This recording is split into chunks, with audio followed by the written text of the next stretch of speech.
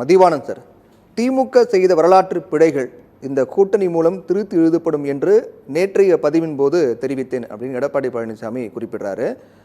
இரவு முழுக்க தூக்கத்தை தொலைத்த ஸ்டாலின் காலையில் தன்னுடைய மொத்த வரலாற்று பிழைகளையும் வெற்று நாடகங்களையும் தொகுத்து அதை ஒரு அறிக்கையாக வெளியிட்டிருக்கிறார் அப்படின்றார்.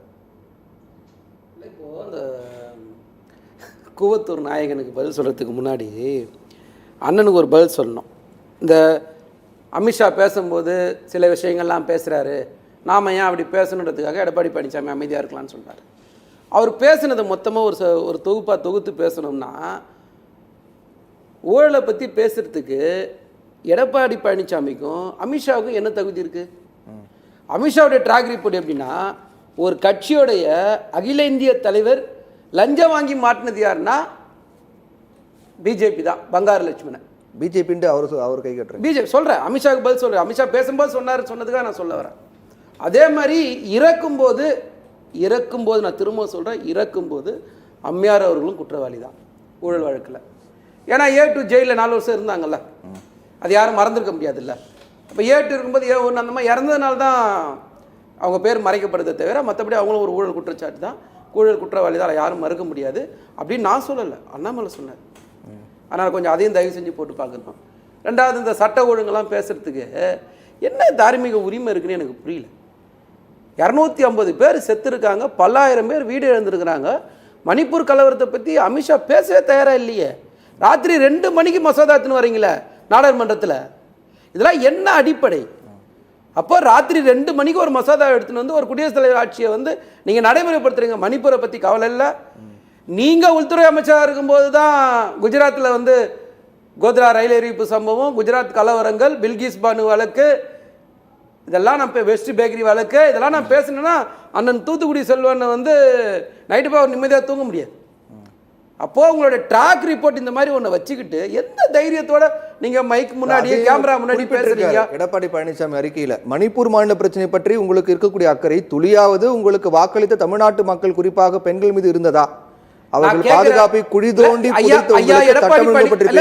ஒரே கேள்வி தாரிமா கேட்கறேன். ஐயா எடப்பாடி பழனிசாமி ஆனா என்ன வர இந்த பாருங்க, யார் பேசும்போது நான் குடிக்கல, கொஞ்சம் அமைதியா இருங்க. ஆனா என்ன நீங்க பேசுங்க, நான் குடிக்கல. ஏன் நீங்க இப்ப பதறீங்க? ஏன் இப்ப பதறீங்க? ஏன் இப்ப பதறீங்க? ஏன் இப்ப பதறீங்க? ஆனா ஏன் பதறீங்க? அடுத்து நீங்க தான் பேச போறீங்க.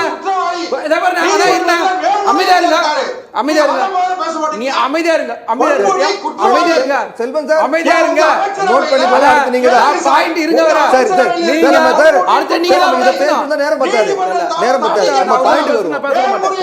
அடுத்து நான் ஒரு நிமிஷம் செல்வன் சார் ஒரு நிமிஷம் சார். இப்ப செல்வன் பேசும்போது நான் குறுக்கிடுவேன். சரி சரி, நம்ம நீங்க அமைதியா இருங்க, கொஞ்சம் பேச. நம்ம டைம்ல நம்ம சுருக்கமா முடிக்கலாம். இல்ல இல்ல இல்ல சார் இருங்க, ஒரு லைன் பேச மாட்டேன், ஒரு லைன் பேச மாட்டேன். சொன்னா கேளுங்க, கொஞ்சம் பொறுமையா இருங்க. சொன்னா கேளுங்க, சொன்னா கேளுங்க. இப்போ சட்ட ஒழுங்கை பத்தி யார் பதில் சொல்லணும்? NCRP டேட்டால பாதுகாப்பான மாநிலத்தில் நம்பர் 1 மாநிலம் தமிழ்நாடு. திரும்பவும் சொல்றேன், நம்பர் 1. ஆனா பிஜேபி ஆள்ற மாநிலங்கள்ல சட்ட ஒழுங்கை பத்தி பேசும்போது அதே NCRP டேட்டாவை எடுத்து பேச சொல்லுங்க. நாங்க சொல்ற டேட்டா இல்ல, ஒன்றிய அரசு தானே வெளியிடுது அந்த டேட்டாவை. அப்ப ஒன்றிய அரசு வெளியிடுற டேட்டாவில பாதுகாப்பான மாநிலமா இருக்கிறதுனால தானே இங்க 10 லட்சம் கோடிக்கு அந்நிய முதலீடு இருக்கப்படுது, 30 லட்சம் பேருக்கு வேலை குறிப்பிடல. கொஞ்சம் தயவு செஞ்சு அமைதியா இருக்கும், சரிங்களா? அமித்ஷா அவர்கள் பேசுறது உங்களுக்கு ஒரு கூட்டணி வேணும், நீங்க கூட்டணி அமைக்கிறீங்க, எதை வேணா பண்ணிட்டு போங்க. ஆனா ஒரு தார்மீக உரிமை இருக்கணும்ல, தார்மீகமா நீங்க பேச ஒரு நியாயம் இருக்கணுமா இல்லையா? உங்களோட ட்ராக் இப்ப சார் மோடி அமித்ஷா இந்த நாட்டை ஆண்ட வந்ததுக்கு அப்புறம் இந்த 12 வருஷத்துல சட்ட ஒழுங்கு பிஜேபி ஆள்ற மாநிலத்தில் எங்கேயாவது ஒரு இடத்துல, இல்லை நார்த் ஈஸ்ட்ல எங்கேயாவது ஒரு இடத்துல, இல்லை எல்லை மாநிலங்களாக சொல்லப்படுற மாநிலங்களில் எங்கேயாவது ஒரு இடத்துல பாதுகாப்பான நாடா இந்த நாடு இருக்கா? நீங்க சீனா ஒட்டுமொத்தமாக பேரையா மாத்துது, எங்கேயாவது இடத்துல பேசுறீங்களா? இன்னைக்கு காஷ்மீரை பத்தி எங்கேயாவது இடத்துல பேசுறீங்களா? நீங்க என்ன சொன்னீங்க? ஆர்டிகல் 370 திரும்ப பெறும்போது இன்னைக்கு அது இருக்கா? நான் தரவு தரேன். எத்தனை கொலைகள் நடக்குது, எத்தனை இல்ல. ஒரு நிமிஷம், அவர் வந்து பேசும்போது அதே மாதிரி கச்சத்தீவை பத்தி பேசினாரு அண்ணன். நான் என்ன கேட்குறேன் சார், நீங்க வரும்போது என்ன சொல்லிட்டு வந்தீங்க 2014? இப்போ கூட நீங்க என்ன சொன்னீங்க? மாற்றி எழுதி என்ன சொன்னீங்க? மாற்றி எழுதுவீங்களா? எழுதுங்க, கச்சத்தீவை திரும்ப வாங்கி கொடுத்துருங்க. உங்க பேர் கூட போட்டுங்க, நாங்க வேணா சாப்பா போட்டு கொடுத்துடுறோம், இதை மீட்டு கொடுத்தவர் மோடி அமித்ஷா எழுதி கொடுத்துடுறோம். ஏங்க நீங்க 56 இன்ச் மார்புள்ளவர், நீங்க எல்லாத்தையும் மாத்திரணும்னு சொல்றது நீங்க மாத்துங்க, நாங்க என்ன வேற என்ன சொல்றோம்?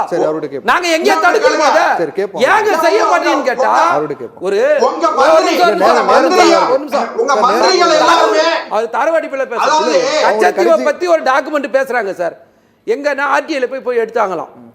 இன்னும் ஜெயின் ஒரு நேம் ஒன்று வரும், அவர் பேர்ல போட்டு ஆர்டிஐல போட்டு தகவல் எடுக்கிறாங்க சார். அப்படி ஒரு ஆபீசரே அந்த டிபார்ட்மெண்ட்லயே இல்லை. அப்போ நீங்க கண்ணுக்கு தெரிஞ்சு எல்லாம் போய் மொத்தமா பொய்யே மூலதனமா வச்சு பிஜேபி ஒரு கூட்டணி அமைக்குதுன்னா அது எப்படின்னு பதில் சொல்லணும்.